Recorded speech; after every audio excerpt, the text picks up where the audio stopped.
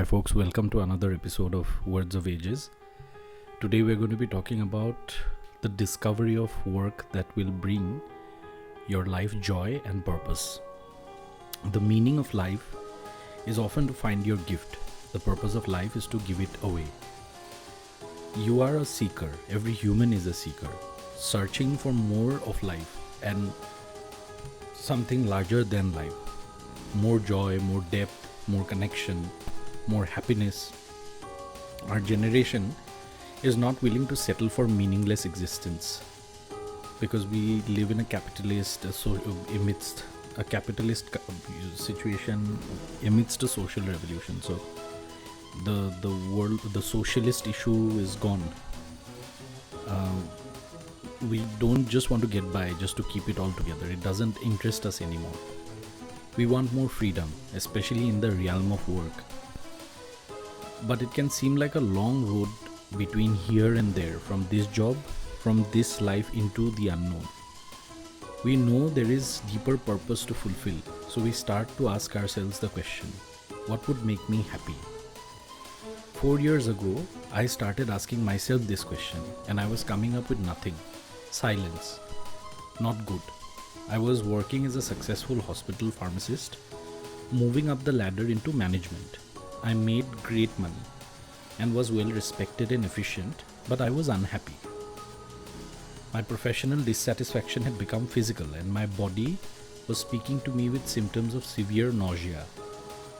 Sugar consumption was at an all-time high, and I had to get out. But where do I go? What would make me happy? What would I rather do? I had no idea. If you too are at a career and at life crossroads, and you're likely asking yourself this question too, what would make you happy? Perhaps like me, you won't be able to answer the question at first. Or if you do dream up a solution, it involves unrealistic expectations of yourself, and it involves distant countries and foreign adventures and escape. And in your heart, you know that might not actually be the answer. You deserve a life that you don't need a holiday to escape from. You desire a life that is the destination.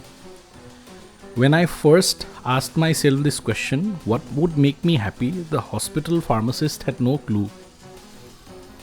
I was going through the motions of life and finding pleasure in its various pursuits, but there was nothing that really lit me up. Nothing that really sang to my heart, and I was frustrated. How was I so numb to life that I couldn't answer the simple question in a meaningful, not just fly by the seat of your pants kind of way? So I rephrased the question to myself. What would make me happy, to something more achievable? What am I curious about? I removed the pressure for this next job to be the thing that made me happy, and I created space for possibility. Every single possibility that sparked a trace of passion or happiness was followed, and it looked like, could I sell antiques? Let me investigate. Perhaps organize weddings or bake cookies or cakes. Maybe I could be a Pilates teacher, a yoga teacher. The list goes on. And something remarkable began to happen. I found the more I explored, the more I got to know myself again, the more I discovered what didn't make me happy, the closer to joy I felt, and the greater clarity I received. The more I became sensitized to what really lit me up, cleared my direction, and gave me a clearer path to where I was headed.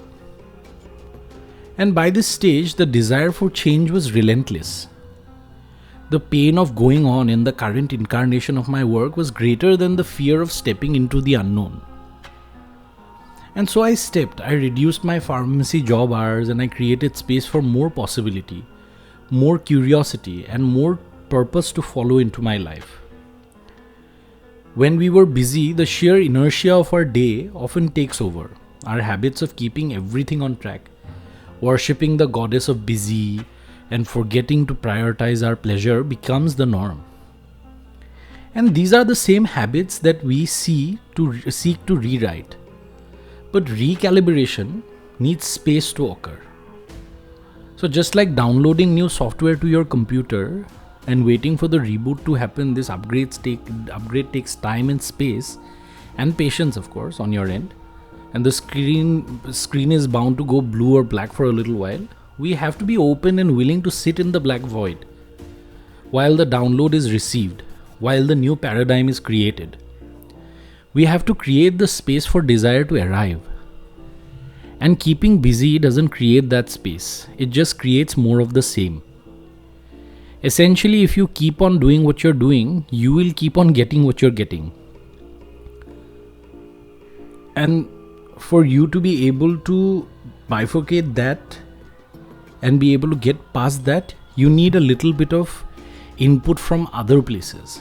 And for that information to actually sink into you, you're going to have to give yourself some time. At this point in my journey, and in the journey of so many others, I'm assuming, money is a factor that always comes up as the thing. I mean, I have expenses, I have a mortgage, I have a loan to pay, I have to send money home, I couldn't possibly live on any less income. It feels risky.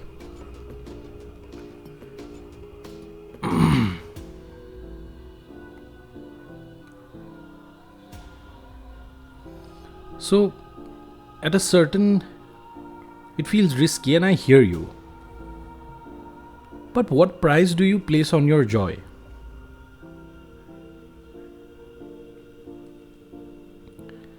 Consider this. The busy paradigm most of us live in isn't overflowing with joy or purpose. So we learn to compensate with treating ourselves to this restaurant, that holiday, this new wardrobe, these new pair of shoes, this new watch, and that green smoothie every time we are out. We find rewards to compensate for our unhappiness because our consumption increases proportional to our dissatisfaction with life. These rewards become just that, rewards, to keep our heads above the surface in a career or life or relationship we don't otherwise find joyful. What if, with the creation of space and the following of your curiosities, you could create more joy with less stuff? I'm not saying that your new joy-filled job is going to pay less. In fact, I would argue that you will probably earn more than I do. But in the short term, your change of direction takes investment. Investment of time and effort and money in yourself. During your own transition period of creating more space and following your curiosities, there are two essential and practical outcomes. To stop mindlessly consuming, start investing solely in yourself and what nurtured you, and clearing your depths so you felt free to follow your desires wherever they led. And with time, space, and curiosity, you will start to face the big question: what is your purpose? I started to feel into what is the concept that we call purpose. How did she get it? And how can I get there? So many nights I sat with this question. During one of these soul-searching nights, I read a quote from the Dalai Lama where he said, "The purpose of life is to be happy," and I realized the truth. No one job can define my purpose. No one choice or label or career can be my purpose. Purpose cannot be defined by one thing. Purpose is a choice that I make every day, a choice about how I show up in the world. When I show up with my heart open and I follow my dreams, my truth, my passion, my happiness, and I share that with the world, I am living my purpose. And purpose is equals to sharing your purpose with the world. This definition of purpose isn't restricted to one career or one choice. It's a simple choice every day. I can show up as a pharmacist, Jenna, sharing my passion and living a life of purpose. I can show up as a physiologist, sharing my passion and living a life of my purpose, which means the more I open my heart, the more I follow my passion, the more I serve through that passion, the more purpose I find in life. But following your passion might not manifest as a career first, because purpose is more than a job. It's a way of living. And often when seeking transformation, The change has to happen within before it manifests out in the world. Connecting with your deep passion, which knows how to answer that question, what would make me happy, fills you up from within, and when that vessel is full, it overflows into the service of others and into jobs and careers and meaning in the world, which is what we are seeking. More joy, more depth, more resonance, more connection, more dynamics in life, and more happiness. You are the only one who can make that choice and make that happen for yourself. That space, that commitment. So choose yourself.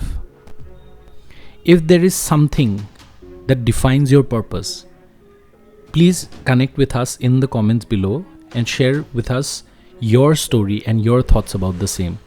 If you took something back from this video today, please be sure to like, share and subscribe the video. And don't forget to press the bell icon. This is Words of Ages. I will be back with another episode very, very soon. Until then, I hope you're taking care of yourself and please stay hydrated.